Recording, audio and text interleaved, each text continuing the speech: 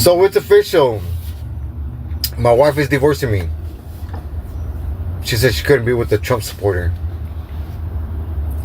Told me I have until the end of the day to get my shit out of the house, get all my things. And she's changing the lock. She doesn't want me back. She said she's taking the kids away from me. Yeah. I don't know what to do. So if you're following me on my page, you know that I have been actively talking to my husband about ending our 17-year marriage. But the events of the past week have made me think that maybe that's not a good idea. That this is the wrong time to go out there on my own with my kids, make myself a single mother. There's so much chaos and conflict and unknown out there that I shouldn't make any big moves. Being in my marriage is difficult and hard, and I'm very unhappy, but at least I know it. It's the devil that I know. But then a couple days after the election, I think I was watching a video, where Trump was talking about dismantling the Department of Education. And I have 2 kids who have IEP, so I was emotional and upset about it. My husband had come home and he had asked me, what's wrong? And I told him nothing. I said, I'm fine, I'm just not feeling well. And then he walked off. And the reason why I didn't tell him about what I was really feeling is because I know that my husband is not a person that I would talk to about my emotions and feelings, because it's not safe. It would have turned into an argument about politics, or about how a woman shouldn't be president, or about conservative and libertarian and Joe Rogan and all this other shit. And my feelings would be cast aside, not meaningful or important. And that made me realize that my instinct was correct. I have to get out of here. This isn't a safe place for me, and it hasn't been a safe place for me for years. And even though I've done a pretty miraculous job keeping the marriage together, keeping the family together, in spite of my husband's effort to tear it down with his words, his actions, his indifference, this isn't the right place for me. I can't be the mother that I need to be. I can't be the protector that I need to be for my kids and myself in this environment. I know I can do it. I know I can protect myself. I know I can take care of myself. I've done it all along through this entire marriage. And I've done it while being undermined, while having somebody that's been against me and somebody who's tried to tear me down. Hey, what's up everybody? I hope that you're doing fine wherever you are today. This is presenter Jintok Stories, and welcome to this segment, this video. Now there's something that I want us to address. And I'm seeing this trend online, people trying to come out and talk about this. Now I wanted to address an important issue, and it is people are ending their relationship, years of relationship that they have invested in. And the reason as to why they're doing this because of political preferences, particularly in the recent US election. And I've realized that this is a trend. This has been happening because mostly I'm seeing people walking out of relationships that they have invested like so much time in this, and now they're leaving. Hey, buckle up for this video. I want us to watch this video, and then I'll give you most definitely the reason as to why this is the election that we are seeing a number of people trying to end things that they took their time to get into, like relationship. People have invested so much time in this, and then they're just gonna blow it up, right? So I want us to watch this video, and then I'll be back. I'll be telling you the reason as to why. For me, I think the couples or people are dating, or people love each other or claim that they love each other, are leaving the relationship because of the election. So let's dive right into the video. I'll be back, and you're gonna tell me what you think about this. I know I can take care of myself. I've done it all along through this entire marriage. And I've done it while being undermined, while having somebody that's been against me and somebody who's tried to tear me down. That means if I'm free of that in the world, I can thrive. This is so different for me. I don't do this. I don't take risks and I don't take chances. This is going to be the first time in my life, really, that or the first time in many, many years that I'm going to take the biggest risk that I've ever taken. But I'm betting on somebody. I'm betting on someone who's come through for me every time, and that's been me. Divorces are up, and they are up over politics. Here is just one example. I'm starting divorce procedures with my husband after I found out he voted for Donald Trump. It's not the only reason. We've already had problems like him forcing me to go to church or having me quit my job and become a housewife because he got promoted for a good job. I couldn't find a job where we moved, so I settled in doing housework. I cook, I clean, I'm good at it, but the Trump vote was the last straw, and his lack of remorse. We had a conversation. I told him how hurt I was, how he knew how much I hated Trump, the trauma that man has put me through, but he did not care. I should be grateful because of the job benefits he'll have for his line of work. I'm not going to do this anymore. We have no prenup. I'm going to fight for my rights. We've been married 8 years. I've sacrificed so much. Not anymore. I'm going to take everything I'm owed. The political divide is as big as I've ever seen it, and I've been a divorce lawyer for 20 years, so people have been coming in and talking about their political differences as one of the conflicts that exist in their house for a long time, but it is now at an all-time high. The ideological divide in this country has just gotten wider and wider and wider, and many of us were hopeful that after the election, there would be some relief, but it seems to have only exacerbated the divide. Have you all seen this in your friend group? Are you watching this happen near you as well? Today's FAFO story is titled, Am I the Asshole for Calling Off My Engagement After My Partner Revealed He is MAGA? My fiance and I have been together since 2013 when we met in college. He struggled to get a well-paying job and during his long bouts of unemployment must have been radicalized to blame everyone else. I chalked it up to depression and tried to get him help with therapy. I paid for him to return to school to become a nurse too, but he still has not completed the prereqs after 7 years. He currently works gig jobs while I am a nurse in California making close to $400,000 a year working a full-time and a part-time job. I was hoping to save up enough to not have to work after having a baby since I cannot rely on him. We were planning to get married next year and wanted to try for a baby. He knows I am very liberal and all about women's rights. He never openly expressed support for MAGA itself until after Trump won and said Trump will help the economy and finally allow him to get a good job. I told him that it was the easiest time to get a job in the past 20 years in 2021, yet he couldn't. I am not giving in to sunken costs and staying, and he didn't know, but he did make offhand comments before on women losing their worth the older they get, and I questioned him, and he said it was a joke. The past week has been miserable listening to him talk nonstop on how great Trump is and how he will turn everything great again. I had it and gave him notice to leave by the end of the month, and we are through. He said it's unfair and told me it's stupid to give up on us over just politics. The very fact he said that solidified the notion that he is so clueless and our values are too different. He will likely have to move back into his parents' home or be homeless since he makes less than $35,000 a year in the most expensive region in the USA. Am I the asshole for throwing away my relationship of 11 years over politics? I wish politics were boring again. No, you are not the asshole. And this is not a problem of politics. This is a problem of morality. Hello guys, welcome back to the channel. You've watched by yourself and a couple of people, mostly you can see they're women, they're giving the reason as to why they left their husbands, they left their marriage, because the people that they living with chose Trump, right?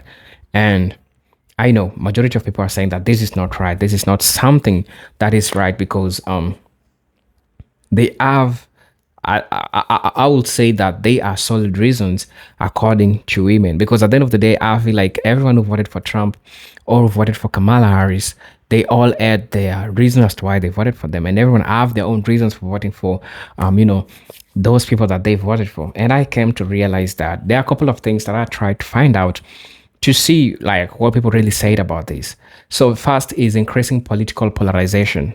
One of the reasons why we're seeing a lot of people getting attached so much to politics and people being so mad, so sad about all this. And one, there's an increasing political polarization, because political polarization in the US has deepened, with Republicans and Democrats holding extreme and contrasting views on key issues such as healthcare, immigration, and social justice. These differences become irreconcilable with relationships if partners strongly identify with opposing ideology. And I think that's one of the worst things that are happening like right now. People are trying to address this. Like you can see the women trying to talk that they didn't care about our rights. And the person that we're putting in the seat will not give a damn about how we think or how women think generally, right? So for them, this is like a betrayal and this is a slap on the face, because if this is a person that you claim that you love, and then you should vote in their favor. And just a question, I'm a man, and mostly the people who are affected are also men. So I'm just asking fellow men who are watching this video, would you vote according to your preference, or would you vote according to the preference of somebody that you live with or somebody that you love? That's that's generally something that I want to know, because there is so much political polarization and everyone is attached to the group that they are voting to based on the ideologies and the policies that each group offers to them. So to some people, they feel like this is a betrayal. Another thing that I came to find out is, sorry about that, my voice is a little bit raspy.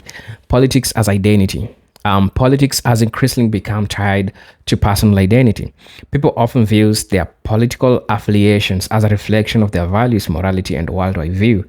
A partner supporting an opposing party may feel like a fundamental mismatch in principles and priority. It makes sense because at the end of the day, it's about principles and priorities, and it means that both of you have different principles and priorities as couples, as partners, or wherever you are, whoever you're living with, right? But again, the question remains, doesn't it go both ways? The only solution that I'll say that I think it's better to not say who you voted for, even to your partner, for the sake of the family and everything, right? Because sometimes you as a man, you don't want your wife to vote for a given person. Your wife also at the same time don't want you to vote for another person. So it goes both ways, right? But I think that in this context, as you could see, mostly we could see women trying to talk about this, women trying to come out to talk about this. This means definitely it's a slap on their face because they are vulnerable. Yes, they are vulnerable. I don't dispute that they are vulnerable. But at the end of the day, all these men who they add also their own reasons for doing this. In as much as Mr. Donald Trump came with his policies that are yet to do what is yet to happen to the people of the United States. But at the end of the day, it's about how you come to an agreement with the person that you love so that you avoid all these things. Another thing that I would like to talk about is heightened emotional investment. The high stakes of recent elections, debates on racial justice, reproductive rights, climate change, have made political choices more personal and, emotional. Disagreements can feel like a betrayal of core beliefs, particularly in one partner views the other choice as harmful to marginalized groups or societal progress. Definitely one of the things that I've been talking about, and I've said this before. The fourth one is social media and echo chambers. Yeah, social media has really played a great role in making this happen, especially amplifying this because movements, people are mobilizing through, social media and everything. So, I mean, just everything is happening on the social media. Social media amplifies political conflict by exposing individuals to polarized content and fueling confirmation bias. If partners are entrenched in different online communities or echo chambers, it can widen the ideology gap and increases the likelihood of clashes. I'm going to be talking about the role of public discourse. Candidates and parties have increasingly used divisive rhetoric, demonizing the opposition. This us versus them framing can seem into personal relationships, making it harder for couples to see each other as political perspective as legitimate. Now you start seeing your wife or your husband as an enemy because they chose who they chose. At the end of the day, the only advice I can say, I know it's crazy, the only advice that I can say is that, it's better to just keep quiet. Don't tell your partner who you voted for. Right? Even though it might echo in their mind that's the reason that's why you don't want to, or you could. This is the only chance you could lie to them just to make them happy, because I know it's hard. It sounds like a betrayal and everything. I get it. I get it all. I get it. Really get it. Another thing that I'm going to be talking about is stigma and judgment. Some individuals may face societal or community pressure to align with particular political stance. Um, Partners who feel judged or stigmatized for their views with the relationship may choose to leave or rather than reconcile their differences. It happens. I'd also like to talk about cultural shifts and generational divide. Your younger generation often prioritizes societal justice and inclusive, which can conflict with traditional or conservative viewpoints. These differences can cause generational and cultural divides in the relationship. The eighth and the last one that I'm going to be talking about is media coverage and public awareness. The media frequently highlights stories of political divides in relationships, creating a perception that these conflicts are more common and unsurmountable that may be accurately actually be further influencing couples' decision. I'm gonna be reading people's comments in regards to this what people said about this because I believe it really also matters what they said, right? So somebody said that it is never just about politics. It is the MAGA partner gloating about how great things will be under the Trump 2.0 regime. If you are gloating while your partner is feeling sad, sacred, angry, or despairing, then you aren't listening to them. There is no communication between the two of you, no working together for a common goal. In such a case, the two of you should not be together. Good luck. I think people are taking this thing so serious. And I understand because it really happens and it affects family and all the things. Somebody also said that my ex started moving towards the red pill movement about 6 years ago. He knew my stance on politics before we were married. 15 years ago, he started getting overly pushy on religion and making nasty comments about women. His actions have shown me how he really feels about humans and women. He lied about how he really felt about women and marginalized groups. This is what I'm talking about. All these years, so go find a MAGA woman and I'll be happy in my tiny apartment with my books, cats, and my peace. Somebody also say that I'm an old white guy that's dated several women who are Trump supporters. Women that vote for Trump and against their self-interest are not worth the effort and creating a lot of anxiety for me. These women that voted for Trump just hurt my brain.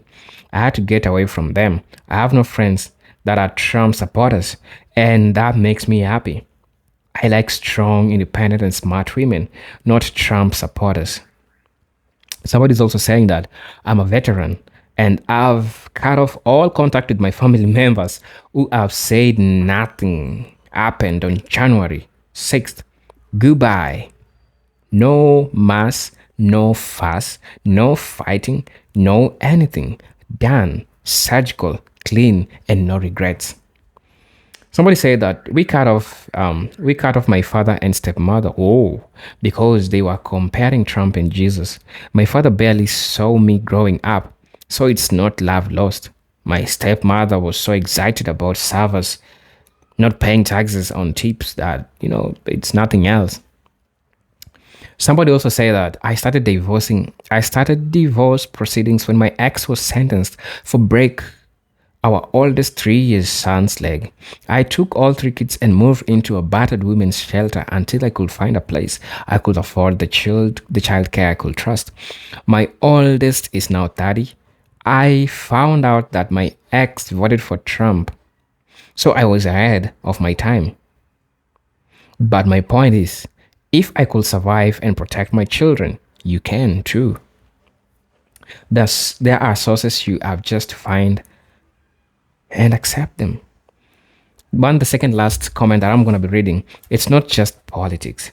It's about being respected as a person and having a partner that cares about you and seeing you as an equal and will ensure that if something horrible happens, you'll be safe with them. Having a partner that thinks you should have right and support a racist, rapist, criminal is not safe. Run, don't leave slowly, and plan your exit very carefully. And the last one that I'm going to be reading is in October, I left a 16-year relationship because of their belief. Crazy as shit they are. In just one short month, I already felt the stress of listening to him leave my brain and heart. Stress levels going down, and it's easy to breathe again. I'm 60, white female, and thankfully everything is paid off. Only insurance and utilities bills right now. I'm happy for you, ma'am. Tell me what you think about this video. Tell me how you feel about this video. I'll most definitely appreciate your comment in regards to this. These are presented YouTube stories, and let me see you on my next video. Peace out.